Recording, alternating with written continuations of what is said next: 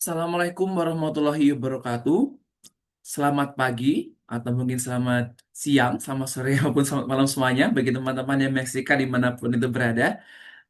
Sebelumnya izinkanlah saya memperkenalkan diri. Nama saya Muhammad Galuh Ramadan. Biasa dipanggil Galuh. Saya berasal dari General Forestry 22.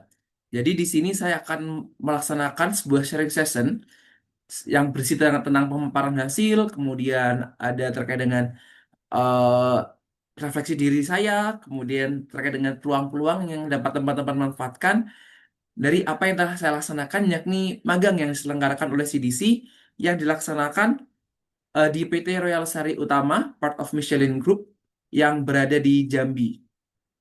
Baik, mungkin teman-teman langsung saja dari video ini mungkin tidak akan terlalu lama. Jadi untuk topik yang saya laksanakan pada magang ini, yakni merupakan smallholder practices, yield and revenue, part of agronomist intern yang dimentor oleh Bapak Timbal Suyanto. Jadi pelaksanaan magang ini telah dilaksanakan pada bulan September, awal September, tanggal 1 September 2025 hingga akhir November, ya. Ini tanggal 30 November. Jadi saya telah melaksanakan magang selama 3 bulan di sana. Mungkin langsung saja ya teman-teman. Main project. Untuk main project sendiri ada 4 kegiatan utama. Yang pertama adalah menjelaskan tipologi petani yang merupakan sebagai petani karet di sekitar area plantation. Mungkin untuk plantationnya ini, untuk topik yang telah saya laksanakan tidak berada di dalam konsesi, melainkan saya diamanahkan secara ditugaskan untuk meneliti yang berada di luar konsesi. Mengapa demikian? Karena berjalan untuk mengetahui sebenarnya di luar seperti apa sih caranya, atau mungkin kondisinya seperti apa. Apakah perlu bantuan dari PT ataupun mungkin jika ada perubahan kita bisa menganalisis seperti itu. Kemudian yang kedua, eh, mengetahui dampak dari eh, intercropping. Intercropping itu tumpang sari terkait dengan pendapatan. Nah, jadi dari sini akan ketahuan bahwa jika ada yang menerapkan tumpang sari dalamnya, mungkin apa hasilnya, apa dampak yang jika berdampak bagus, mungkin eh, apa yang ditanam sebagai tanaman tumpang sari dalamnya seperti itu. Kemudian yang ketiga, saya melaksanakan wawancara kepada petani karet maupun petani sawit untuk mengetahui hasil-hasil yang didapatkan serta perlakuan-perlakuan apa yang telah dilakukan. Jadi di sini saya ditugaskan untuk mendapatkan minimal responden, minimal sumber sebanyak 100 hingga 150. Jadi dari kegiatan ini saya telah melaksanakan dalam kurun waktu 2 3 bulan, 2 sampai 3 bulan, mendapatkan responden sebanyak 130 hingga 140 responden. Kemudian yang terakhir, saya akan membandingkan pendapatan antara petani karet dengan petani sawit terhadap harga yang di pasaran. Mungkin dari sini, seperti yang telah saya jelaskan di awal, akan ketahuan bahwa mengapa ada petani karet yang tetap melakukan budidaya karet. Padahal di fenomena saat ini banyak orang-orang berbondong-bondong ke sawit. Maupun saya bakal mengetahui kayak kenapa petani-petani pada berpindah ke lahan sawit, mengalihfungsikan lahan menjadi lahan sawit dibandingkan dengan lahan karet seperti itu. Mungkin akan dapat akan terlihat teman-teman bahwa akan terlihat pada hasil dari proyek ini. Kemudian untuk timeline yang saya laksanakan pada eh, untuk minggu awal saya melaksanakan pengenalan di lapangan, kemudian persiapan juga terkait dengan wawancara seperti itu. Kemudian pada minggu ketiga dan 4 September saya melaksanakan cascade training. Untuk cascade training ini cukup menarik teman-teman karena training ini merupakan sebuah pelatihan yang didanai oleh Michelin dengan Porsche atau Porsche itu. Jadi mereka eh, melakukan seperti dana CSR seperti itu sebagai dalam bentuk pelatihan budidaya karet. Jadi selama setiap 2 minggu saya telah mengikuti kegiatan pelatihan ini. Jadi di pelatihan ini selain mengajarkan budidaya karet juga mengajarkan bagaimana teknik-teknik karet yang telah dilaksanakan oleh PT sehingga bisa bermanfaat bagi masyarakat-masyarakat. Kemudian di sela-sela saya melaksanakan pelatihan, saya juga melakukan pengumpulan data terkait dengan proyek utama saya. Kemudian pada bulan November, saya melaksanakan analisis data, kemudian melakukan pengamatan petani sekitar di dalam area konsesi agar mengerti mungkin perbedaannya apa di dalam konsesi maupun di luar konsesi.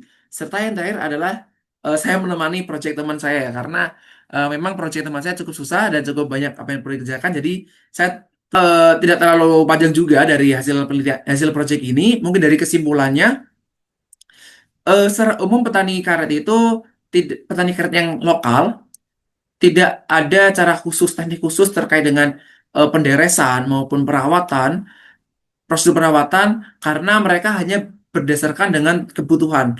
Karena misalkan saat ini petani karet tersebut sedang membutuhkan eh, biaya yang cukup banyak, maka beliau langsung melaksanakan penderesan setiap hari seperti itu. Karena sebenarnya kalau secara yang baiknya, cara baik itu penderesan selama seminggu dilakukan 2 sampai 3 kali.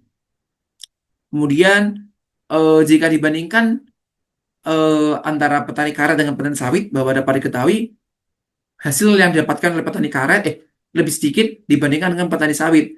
Maka dari itu bisa diketahui bahwa 60% dari petani karet tidak ingin melakukan replanting pada kebunnya karena yang disebabkan oleh harga yang nggak stabil, kemudian eh, struggling, rasa kesusahannya petani tersebut untuk melawan dari penyakit-penyakit seperti fomes itu jamur akar putih, kemudian gugur daun yang tidak beraturan, kemudian perubahan iklim yang sangat mengaruhi seperti itu. Kemudian dapat diketahui bahwa sistem tumpang sari sebenarnya merupakan potensi yang cukup besar karena sebenarnya mereka tidak belum sempat mencoba, tapi mereka sedang menyimpulkan bahwa untuk tumpang sari tidak bisa dilaksanakan di kebun karet.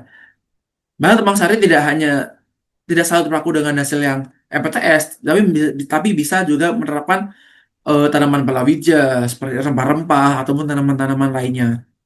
Karena sebenarnya dari tumpang sari sendiri mungkin kita sudah mempelajari ini bahwa dari tumpang sari ini bisa mengurangi eh, proses persebaran dari penyakit tersebut. Oh iya, mungkin dari kesimpulan ini teman-teman sebenarnya terdapat peluang yang bisa didapatkan oleh teman-teman. Peluang apa saja? Jadi ada beberapa peluang yang mungkin yang saya amati. Yang pertama, mungkin teman-teman apabila tertarik dengan eh, kes- K3 keselamatan kerja seperti itu bisa dilaksanakan untuk melaksanakan penelitian pada lokasi tersebut. Maupun yang kedua, tadi saya sudah sempat jelaskan terkait dengan ada pelatihan yang telah dilaksanakan oleh PT. Nah, mungkin dari sini bisa diketahui teman-teman bisa dilaksanakan penelitian terkait dengan mungkin pertanyaan tersebut sebelum mendapatkan pelatihan dari PT, kemudian setelah mendapatkan PT, seperti apa perbedaannya. Nah, itu bisa menjadi peluang buat teman-teman. Selanjutnya terkait dengan eh, kesehatan itu juga bisa dijadikan sebagai penelitian. Jadi sebenarnya cukup luas teman-teman dari proses penelitian ini. Karena memang kalau dari yang saya eh, alami ya, pengalaman yang saya magang di sini itu cukup berbeda dengan apa yang telah saya laksanakan sebelumnya. Karena di sini hal yang baru merupakan bagian dari HTI yang HTI yang berdasarkan hasil hutan bukan kayu, karena mayoritas kan untuk HTI seperti pulp and paper seperti itu kan teman-teman ya. Tapi di sini based on hasil hutan bukan kayu, Kak. Jadi ini merupakan hal yang baru bagi saya. Karena mungkin bisa dikatakan sebagai perkebunan, namun sebenarnya juga kehutanan seperti itu. Kemudian sebenarnya masih banyak lagi teman-teman. Mungkin apabila teman-teman mau menanyakan bisa langsung diskusi aja, baik dengan tim CDC maupun bisa dengan saya. Mungkin saya juga terbuka untuk melakukan diskusi ini karena kebetulan karena adanya halangan terkait dengan waktu, kita tidak bisa bertemu secara langsung. Kemudian untuk kesimpulannya kurang lebih seperti itu ya teman-teman ya. Saya akan menjelaskan terkait dengan dokumentasi apa yang telah saya laksanakan. Nah, di sini cukup menarik ya. Jadi di sini proses pengumpulan data saya, baik petani sawit maupun petani karet. Nah, dari sini Saya melaksanakan wawancara, kemudian melihat kondisi lahannya mereka seperti apa, apakah sama jika dibandingkan PT, apakah sama ataupun sangat jauh berbeda seperti itu. Kemudian untuk dua foto ini merupakan kebun entres. Kebun entres itu sebuah bisa dikatakan ya teman-teman merupakan bagian dari aset perusahaan. Mengapa bisa disebut demikian? Karena di kebun entres ini sangat-sangat dijaga karena terdapat kurang lebih 20 klon yang merupakan bibit unggul dan bibit pilihan dari perusahaan yang berasal dari mancanegara sehingga memang bibit ini dijaga cukup ketat agar tidak ada yang bisa dikatakan ya tidak ada yang mencuri maupun mengambil sebagian dari bibit tersebut karena untuk mereka sistemnya seperti okulasi seperti itu. Jadi mereka tidak memperbanyak jumlahnya, namun membudidayakan dari setiap setiap tanaman yang sudah tumbuh. Misal di sini ada 1, 2, 3, 4, 5. Jadi misal udah mau melaksanakan okulasi akan melaksanakan pemangkasan seperti yang di sini, potongan seperti ini. Nah nanti ini tidak akan diangkat maupun seperti apa, angkat maupun dibongkar, namun akan menunggu tumbuhnya tunas-tunas baru yang berasal dari entes tersebut. Seperti ini teman-teman yang di bawah ini merupakan batang-batang yang akan dilaksanakan okulasi, yang siap okulasi. Kemudian di sini kondisi kebun dari perusahaan. Mungkin setelah ini akan saya tampilkan video-videonya terkait dengan kondisi kebun perusahaan. Kemudian di sini di project membantu eh, saat membantu project teman ya. Jadi di sini saya melaksanakan inventarisasi karet untuk mengukur keliling, kemudian menandai bahwa menandai tanaman-tanaman mana yang akan digunakan sebagai sumber data dari getah karet yang dihasilkan. Kemudian di sini juga proses pengumpulan data. Duh, sebentar teman-teman.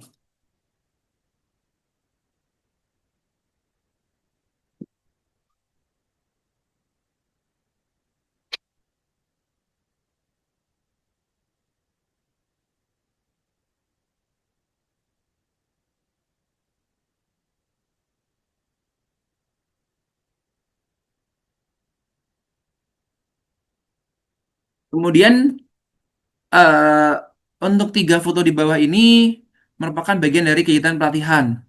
Pelatihan tersebut terkait dengan budidaya karet, klinik karet di sana sebutnya. Jadi terkait dengan teknik-teknik penyadapan, kemudian proses pemupukan, kemudian pemberian oles, kemudian teknik okulasi dan lain sebagainya.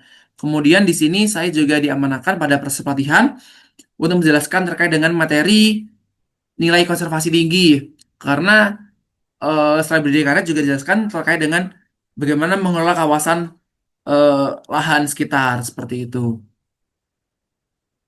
Mungkin ini sedikit video terkait dengan kondisi dari kebun karet yang ada di PT.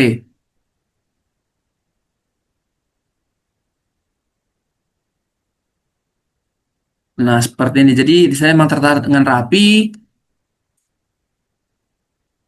kemudian jaraknya juga udah jelas, udah sesuai dengan pedoman-pedoman penanaman. Kemudian, mungkin yang membedakan, mungkin teman bingung kayak, terus kalau misal dicuri seperti apa, kayak gitu kan, terkait dengan katanya. Nah, mungkin terkait dengan pencurian ini, memang sudah dicegah, preventing dari perusahaan, dengan cara untuk cupnya ini memang desain secara khusus serta ada pewarnaan pada cuka pembeku yakni warna merah agar sebagai menandakan bahwa ini memang berasal dari PT seperti itu. Kemudian ini juga kebun karet di kawasan PT.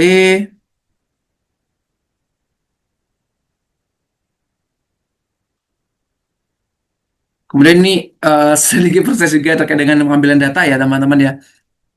Nah memang ini cukup terlihat perbedaannya terkait dengan kawasan eh, kebun karet yang dimiliki oleh masyarakat dibandingkan dengan kawasan PT. Karena untuk masyarakat memang cukup acak gitu penanamannya. Karena mereka hanya mayoritas mengandalkan tanaman karet yang tumbuh secara alami.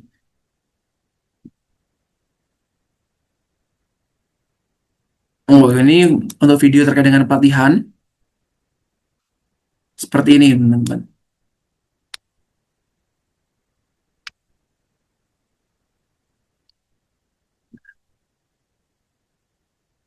Mungkin dari saya seperti itu ya teman-teman ya. Apabila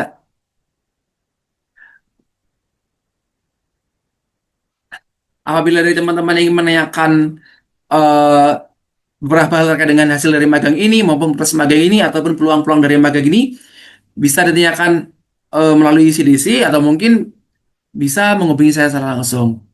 Oke, kurang lebih dari saya cukup. Kurang lebih mohon maaf apabila ada salah kata. Terima kasih semuanya. Wassalamualaikum warahmatullahi wabarakatuh.